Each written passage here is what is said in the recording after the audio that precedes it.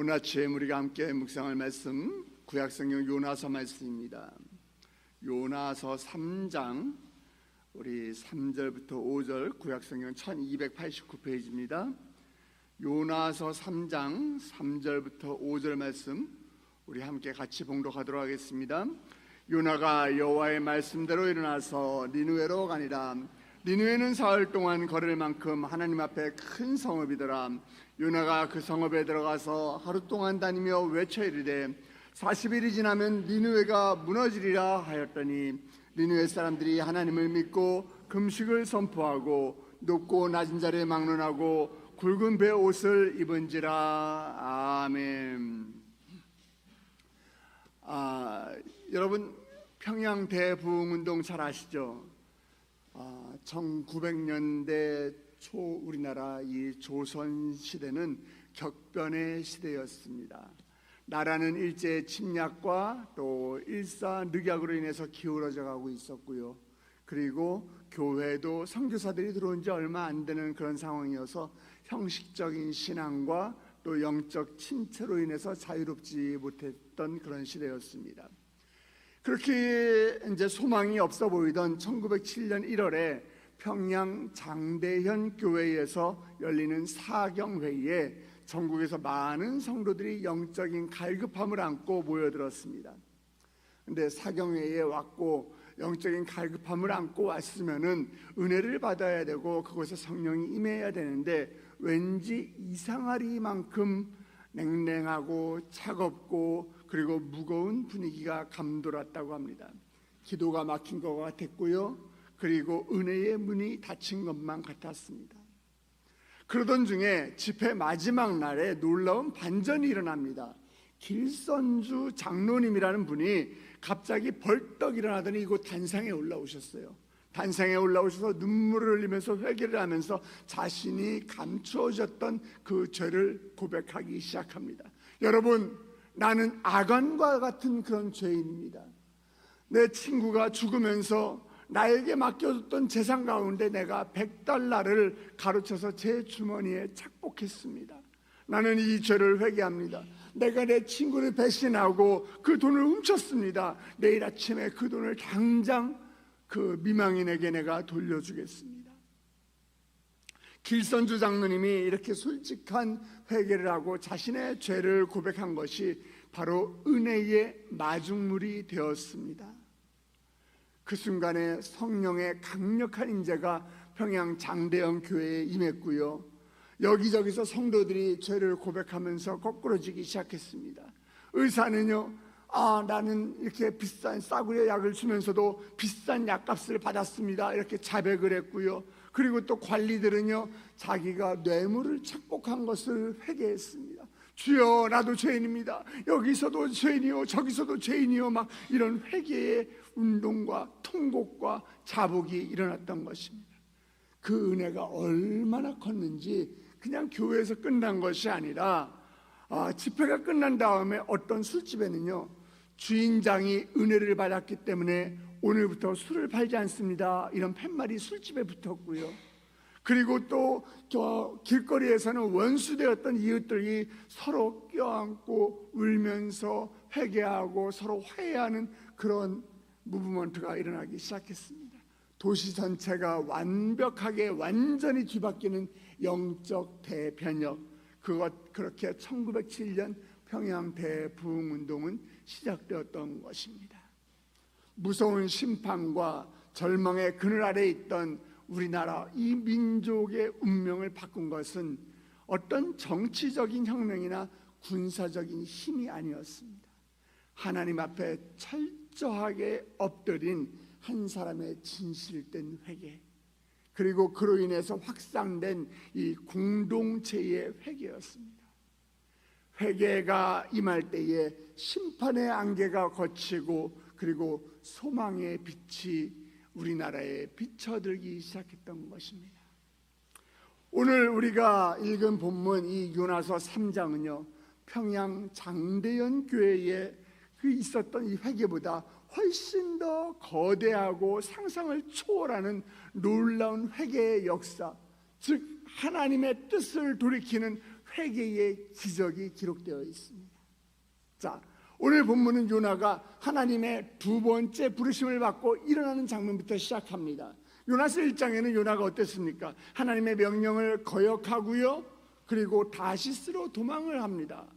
그러다가 큰 폭풍을 만나고 또 바다에 빠져서 물고기 뱃속에 들어가서 죽음의 음부 그 스올의 그 지역까지, 스올까지 내려가지 않았습니까? 그런데 요나가 처음에는 니느웨로 하나님이 가라고 했을 때 그 불순종했던 그 이유가 무엇이었어요? 니느웨는 악한 사람들이 사는 동네이기 때문에, 니느웨는 악한 곳이기 때문에 하나님의 심판받는 것이 당연하다고 생각했어요. 그러니까 안 간 거예요. 요나의 생각에 죄인은 하나님의 은혜를 받을 자격이 없다, 이렇게 요나는 생각했던 거예요. 그러니까 반대로 이야기하면 무슨 뜻인가 하면은요, 요나는 자기가 얼마나 심각한 죄인이라는 걸 그 스스로는 깨닫지 못하고 있었던 것입니다. 자기는 하나님 앞에서 괜찮은 사람이다라고 생각했던 거예요. 그러니까 안 가는 거예요. 그러다가 불순종하고 거역하고 물고기 뱃속에 들어갔다 나오면서 그가 하나님 앞에 자신의 죄를 고백하고 회개했을 때 하나님께서 그 죄사함을 받을 자격이 없는 요나를 용서해 주시고 그 죄사함의 은혜를 받은 요나는 이제 죄사함이 필요한 그 니느웨로 향하여 기꺼이 나아가게 된 것입니다. 이게 요나의 변화예요. 이게 요나의 변화입니다. 자, 요나가 얼마나 변화됐는지 우리가 오늘 말씀을 보면 알 수 있어요. 하나님의 말씀이 떨어지자마자 어떻게 됩니까?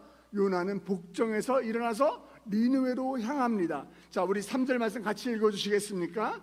요나가 여호와의 말씀대로 일어나서 니느웨로 가니라. 니느웨는 사흘 동안 걸을 만큼 하나님 앞에 큰 성읍이더라. 아멘. 죄사함을 받은 사람들은요, 언제나 하나님의 말씀대로 살고 싶어 합니다. 여러분, 이게 이사야 선지자도 똑같은 경험을 했습니다. 이사야 선지자가 환상 중에 자, 높이 들린 보좌에 앉으신 거룩한 하나님을 목격을 합니다. 하나님의 영광을 보고 이사야가 뭐라고 그러는가 하면은요, 요즘 젊은 사람들이 하는 말 맞다나 폭망이다, 내가 폭삭 망했다, 나는 이제 죽을 존재다. 왜냐하면 죄인의 눈으로 하나님 앞에 서기 전까지는 자기가 얼마나 더러운 존재인지 몰랐던 거예요. 그런데 막상 자기 눈으로 하나님을 보게 되니까 어때요? 아, 나는 얼마나 더럽고 추잡한 죄인인가, 이게 스스로를 깨닫게 되는 것이에요. 자, 이사야 6장 5절 말씀 같이 읽습니다. 그때 내가 말하되 화로다, 나여 망하게 되었도다. 나는 입술이 부정한 사람이요, 나는 입술이 부정한 백성 중에 거주하면서 만군의 여호와이신 왕을 배웠음이로다 하였더라. 아멘. 난 망했다, 난 더러운 사람이다, 나는 입술이 부정한 사람이다, 나는 더러운 사람들 가운데서 나는 살고 있다. 내가 하나님을 보다니 나는 이제 끝났다, 이렇게 생각할 때에 천사가 제단에 있는 숯불을 가져다가 이사야의 입술을 대는 순간에 그는 깨끗해지게 됩니다. 자, 6절 7절 말씀 같이 읽습니다. 그때에 그 스랍 중에 하나가 부젓가락으로 제단에서 집은 바 핀 숯을 가지고 내게로 날라와서 그것을 내 입술에 대매 이르되 보라, 이것이 네 입에 닿았으니 네 악이 제하여졌고 네 죄가 사하여졌느니라 하더라. 아멘. 자, 그때 이사야가 죄사함을 받는 순간에 그런데 나온 반응이 뭘까요? 이사야가 죄인인데 그 죄사함을 받았어요. 그 다음에 나온 반응이 주여 내가 여기 있사오니 나를 보내소서. 이사야 6장 8절 말씀입니다. 같이 봅니다. 내가 또 주의 목소리를 들으니 주께서 이르시되 내가 누구를 보내며 누가 우리를 위하여 갈고 하시니 그때에 내가 이르되 내가 여기 있나이다, 나를 보내소서 하였더니, 우리가 죄사함을 받지 않으면은요 누구도 살 수가 없습니다.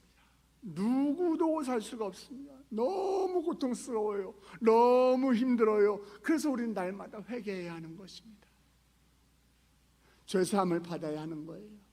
그때 주여 내가 여기 있나오니, 내가 여기 있사오니 주여 나를 보내소서, 주여 나를 보내소서, 이 고백이 나오게 되는 것입니다. 당시 아수르의 수도였던 이 니느웨는요 둘러보는 데만 해도 사흘이 걸릴 정도로 거대한 성읍입니다.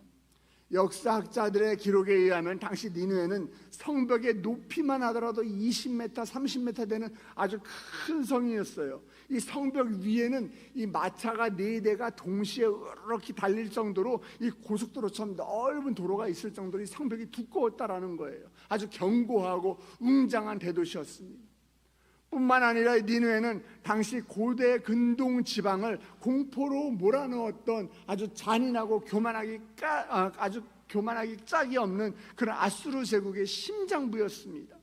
포로들의 가죽을 껍데기를 벗겨가지고서 상체로 이렇게 성벽에 걸어두고요, 적들의 머리를 잘라가지고서 성문 앞에 해골탑을 쌓아두고요, 아수르의 왕들은 자신들이 온 세상의 절대자이기 때문에 어떤 신이 나를 막겠어, 이런 교만에 극이 달했던 곳이 바로 이 니느웨였어요. 그러니까 요나가 그곳에 가고 싶겠어요? 아니죠. 아마도 요나의 마음속에는 여전히 니느웨에 대한 이 두려움과 원망이 있었을지 몰라요. 그러나 요나는 이제 회개하고 죄를 용서받은 이후에 요나는 성 안에 걸어 들어갑니다. 그리고 단 한 가지 메시지만 선포합니다. 자, 어떤 메시지냐? 요나서 3장 4절입니다. 같이 봅니다. 요나가 그 성읍에 들어가서 하루 동안 다니며 외치르되 40일이 지나면 니느웨가 무너지리라 하였더니, 자, 니느웨는 사흘을 둘러봐야 되는 아주 거대한 성읍입니다. 거대한 성읍이에요. 제대로 복음을 전하려면, 심판을 선포하려면 사흘 밤낮을 걸어 다녀도, 쉬지 않고 다녀도 모자랄 판이에요. 그런데 요나는 단 하루 동안만 다녔어요. 그리고 그가 외친 이 메시지는 히브리어 단어로 단 5단어입니다. 자, 여러분 같이 읽습니다.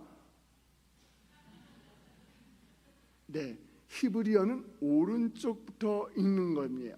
자, 오드 아르바임 욤 베니네베 네파케트. 무슨 말이에요? 40일이 지나면 니느웨가 무너지리라. 40일이 지나면 니느웨가 무너지리라. 아주 짧고 단순한 메시지입니다. 위로도 없습니다. 격려도 없습니다. 그 말에는 소망도 없습니다. 오직 심판의 선언만이 들어있습니다.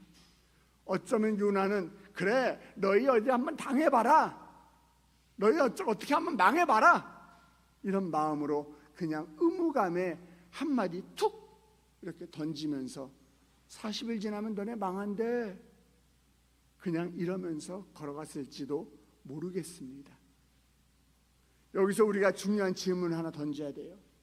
하나님께서는 왜 당장 오늘 밤에 이 죄악이 가득 찬 도시, 이 교만이 가득한 도시, 이 니느웨를 오늘 밤에 멸해버리지 않고 굳이 40일이라는 시간을 주셨을까요?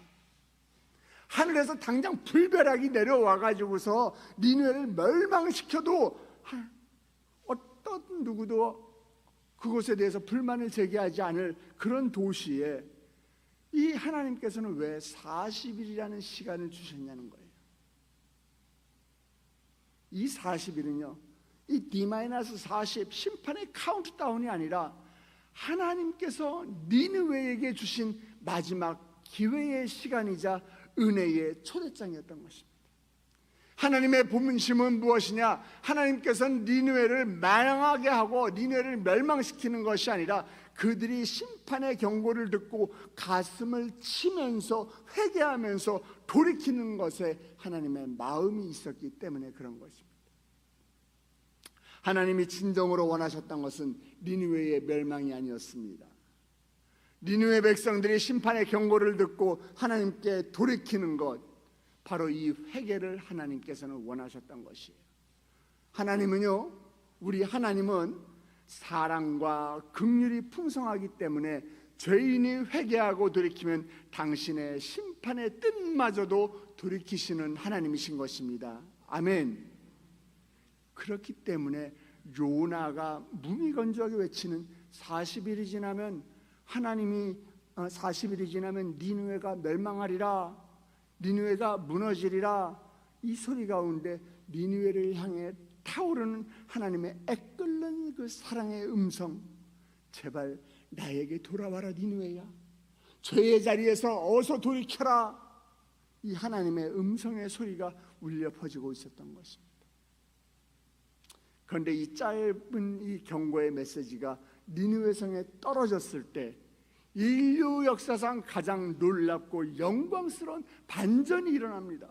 자, 어떤 반전이냐? 우리 5절 말씀입니다. 같이 봅니다. 시작. 니느웨 사람들이 하나님을 믿고 금식을 선포하고 높고 낮은 자리를 막론하고 굵은 배 옷을 입은지라. 이것은 상식적으로 도저히 설명할 수 없는 기적이에요. 상식적으로는 이해가 되지 않습니다. 여러분 한번 상상해 보세요. 요나가요, 방금 전까지 물고기 뱃속에 있었어요. 조금 전에 나왔어요. 그러니까 얼마나 초라한 행색이겠어요. 아마 요나 옆에만 가면은요, 그 생선 썩는 냄새, 비린내가 막 났을 거예요. 비린내가 펄펄 나고, 그 옷은 어땠을까요? 막 해초가 막 뒤집어져 있고, 어떻게 보면 거의 노숙자 같은 그런 수준의 행색을 해가지고, 잔인하기로 악명이 높기로 유명한 그 이방인들, 니느웨 백성들에게 지나가면서 툭 던진 한마디, 40일이 지나면 너네 망한대. 이 한마디에 이 오만방자한 니느웨, 이 대도시, 이 큰 성읍이 지금 발칵 뒤집어버린 거예요. 5절에 보니까 니느웨 사람들이 하나님을 믿고, 니느웨 사람들이 하나님을 믿고, 그들이 요나가 선포했다고 해서 요나를 믿은 것이 아니에요. 하나님을 믿었다라고 기록합니다.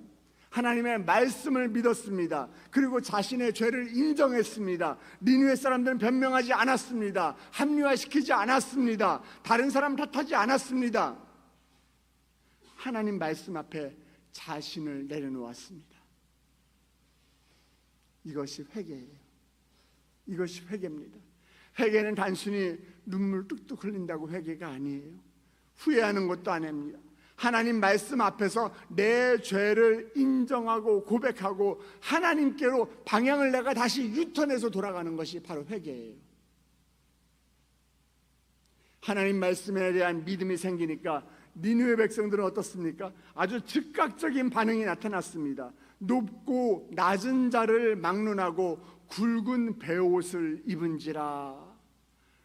자, 고대 근동에서는요, 이 시대에 이 굵은 베옷을 입었다, 이건 무슨 뜻인가 하면은요, 아주 심하게 아주 슬프거나 아주 절망 가운데 있을 때, 괴로울 때, 또 내가 아주 죽어서 마땅한 이 죄인임을 인정할 때, 그때 입는 옷이 바로 이 굵은 베옷이에요. 우리나라에도 그런 문화가 있었잖아요. 부모님이 돌아가시면은 나는 효도하지 못한 죄인이다, 그런 사람들이 굵은 베옷을 입고 무덤 앞에서 초막을 짓고 살았잖아요, 자식들이. 그런 것처럼 이 굵은 베옷을 입었다는 것은 내가 죽어 마땅한 죄인임을 고백할 때 입는 옷이에요. 그런데 하나님의 말씀을 믿으니까 내가 죄인임을 깨닫게 되고, 높은 자나 낮은 자나 왕족이나 또 아니면 노예나 할 것 없이 화려한 의복과 장신구를 다 벗어 던져버리고 이제 거친 베옷을 입은 것입니다. 그리고 자신의 죄를 인정했습니다. 이것이 회개입니다. 사랑하는 성도 여러분, 인간의 진실한 회개는 하나님의 보좌를 움직입니다. 아멘. 성경을 보면 하나님은 회개하는 사람을 결코 외면하지 않으셨어요. 다윗도 회개할 때 용서받았습니다. 베드로도 회개할 때 그 죄를 회개할 때에 그 영혼이 회복되었습니다. 탕자도 아버지께 돌아왔을 때 그 품어주시는 주심을, 그 하나님의 따뜻한 품을 경험했습니다. 하나님은 회개하는 죄인을 긍휼히 여기시는 분이에요.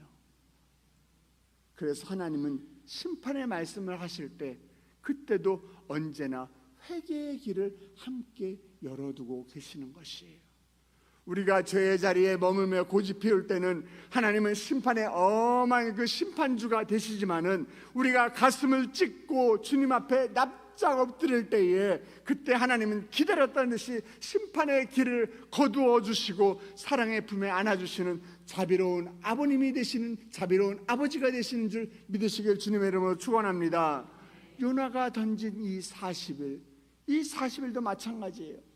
당장 심판하지 않으셨습니다. 40일이라는 기회를 주셨습니다. 회개할 시간을 주신 것이에요.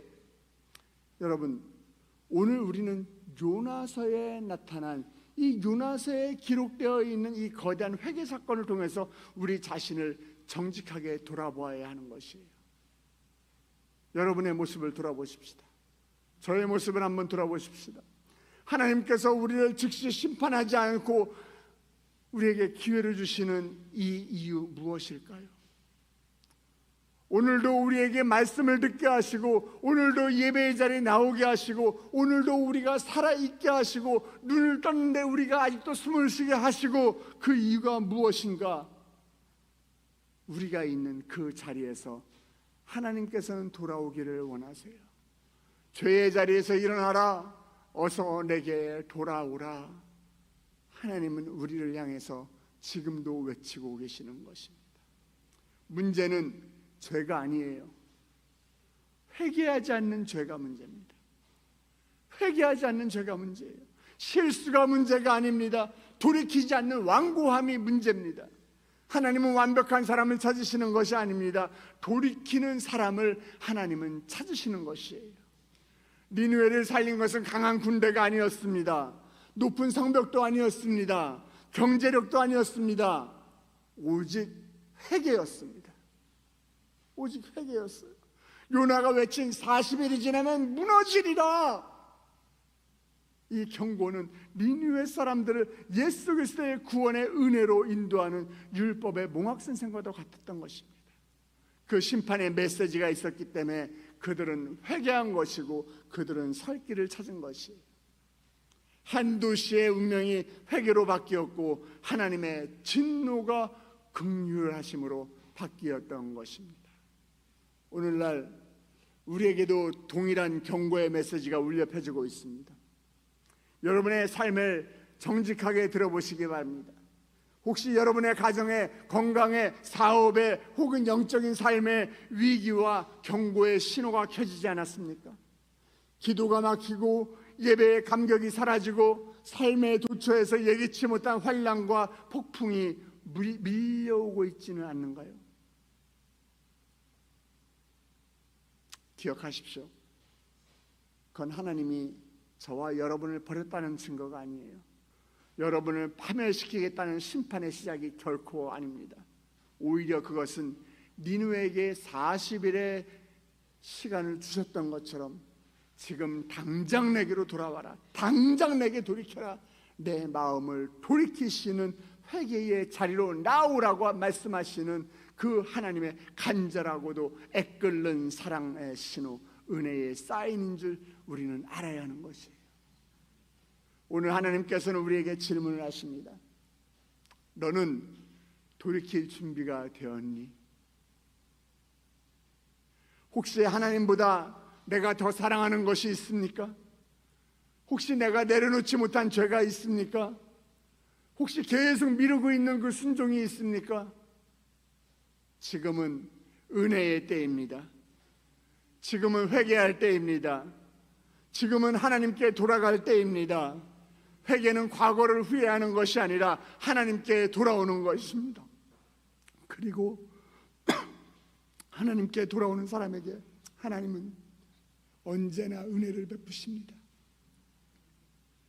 우리의 죄가 아무리 주홍 같을지라도 오늘 이 시간 십자가 앞에 나와 정직하게 자복하고 회개하면 하나님께서는 반드시 그 뜻을 돌이키사 우리를 용서하시고 회복시켜 주시는 줄 믿으시길 주님의 이름으로 축원합니다. 성경은 분명히 우리에게 약속하고 있어요. 요한일서 1장 9절입니다. 같이 있습니다. 만일 우리가 우리 죄를 자백하면 그는 미쁘시고 의로우사 우리 죄를 사하시며 우리를 모든 불의에서 깨끗하게 하실 것이요. 아멘.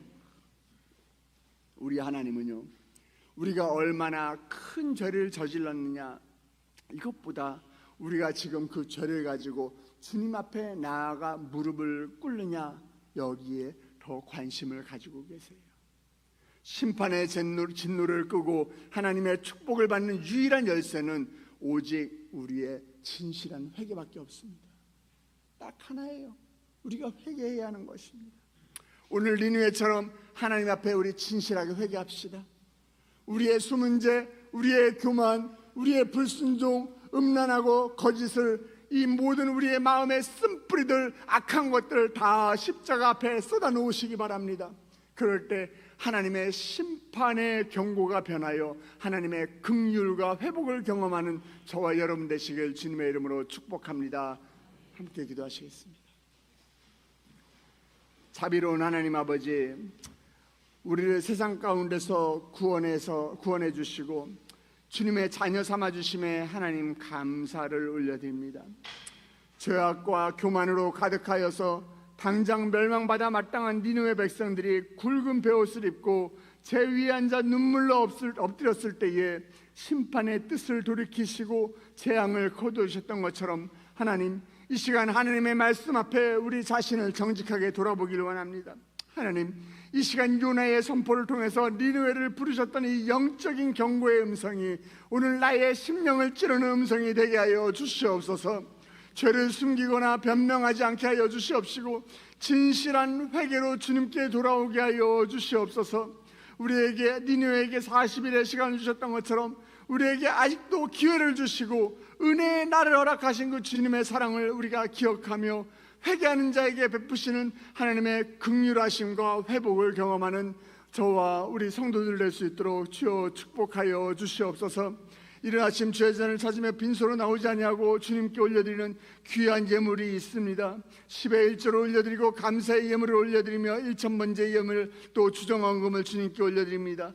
주님, 10의 1조를 아버지 온전하게 주님께 올려드리는 김한수 성도님, 김진원 성도님, 주께서 기억하시사 말라기에 약속한 그 축복의 약속이 아버지 이들의 삶 가운데 이루어질 수 있도록 주여 축복하여 주시옵소서. 감사의 예물을 올려드리며 주님 앞에 빼곡히 적은 기도의 제목을 주님께 올려드립니다. 새벽을 깨우고 기도하게 하시니 주님 감사합니다. 하나님, 우리 교구 가운데, 우리 교구의 순예배 가운데 날마다 은혜를 부어주시옵시고 교구의 부흥을 허락하여 주시옵소서. 담임 목사님의 영적인 건강함을 주께서 지켜주시옵시고 나의 자녀의 가정 가운데 건강과 만남의 축복을 주여 허락하여 주시옵소서. 남편의 사업장을 주님께서 기억하시사 아버지 그 사업장 가운데도 부흥을 부어 주시옵시고 막힌 담들이 헐어지는 놀라운 역사가 일어나게 하여 주시옵소서. 하나님 아버지께 나의 사업장의 경영을 주님께 맡깁니다. 하나님, 어머님들 아버지 천국에 대한 소망을 가지게 하여 주시옵시고 아버지 우리 딸에게 예비된 짝을 주님 허락하여 주시옵소서. 아버지 우리 자녀들에게 만남을 축복을 허락하여 주시옵시고 세상의 꿈에 속지 않고 하나님 주시는 그 꿈을 바라보게 하여 주시옵시고 아버지 남편의 직장 가운데 주님께서 친히 CEO가 되어 주시옵시고 나의 가정 가운데 주님께서 친히 가장이 되어 주셔서 아버지 우리의 눈물의 기도 가운데 하나님 응답하심을 경험하는 놀라운 역사가 될 수 있도록 주여 축복하여 주시옵소서. 우리가 무엇보다 회개하고 주님 앞에 돌아갈 때에 은혜의 하나님을 경험하게 하여 주시옵시고 축복의 하나님을 경험하게 하여 주시옵시고 광야 가운데 길을 열어주시는 하나님을 경험하게 하여 주시옵시고 사막 가운데 강줄기가 흐르게 하시는 그 하나님의 은혜를 경험하는 삶이 될 수 있도록 주여 축복하여 주시옵소서. 무엇보다 하나님이 나와 동행하는 것이 내 삶의 가장 큰 축복임을 깨닫게 하여 주시옵소서. 함께 하심을 믿사오며 아버지 우리 세대의 성도들 이제 예배를 마치고 세상 가운데로 나아갑니다. 세상에 굴복하고 세상에 우리가 쓰러지고 아버지 세상 가운데 우리가 휩쓸리는 것이 아니라 아버지 우리가 회개할 때에 주께 돌아올 때에 아버지 주님께서 우리를 대신하여 높이 승리의 깃발을 드시고 여호와 니시를 외치셨던 것처럼 아버지 우리의 삶이 하나님의 승리를 높이 선포하는 삶 될 수 있도록 주여 축복하여 주시옵소서. 함께 하심을 믿사오며 머리 숙인 주의 백성들 예수 그리스도의 이름으로 축복하며 기도드렸사옵나이다. 아멘. 하늘에 계신 우리 아버지여, 이름이 거룩히 여김을 받으시오며 나라의 임하옵시며 뜻이 안에서 이루어진 것 같이 땅에서도 이루어지이다. 오늘날 우리에게 일용할 양식을 주옵시고 우리가 우리에게 죄진 자를 사하여 준 것 같이 우리의 죄를 사하여 주옵시고 우리의 시험에 들게 하지 마옵시고 다만 하게 쏘고옵소서.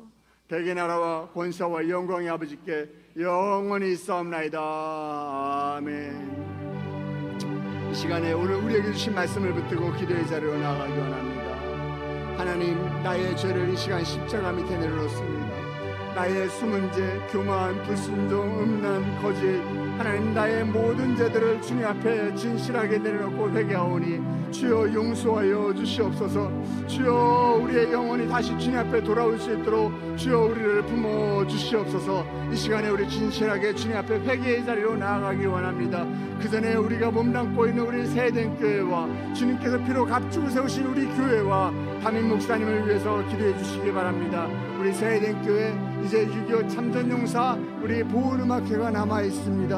하나님 국군 참전용사들 가운데 아버지 하나님의 위로가 전해지게 하여 주시옵시고 하나님의 사랑이 전해지게 하여 주시옵시고 아버지 우리 교회에 방문하는 이 국군 참전용사들 가운데 아버지 그들의 마음 가운데 복음이 심겨지는 은혜의 시간이 될 수 있도록 주여 함께하여 주시옵소서. 그 보훈 행사를 준비하는 일정 가운데 한치의 오차도 없도록 주님께서 함께하여 주시옵소서. 우리 담임 목사님 영육간의 강건함을 위해서도 함께 기도해 주시기 바랍니다. 다 같이 주님의 이름을 크게 세 번 부르며 기도의 자리로 나가도록 하겠습니다. 주여 주여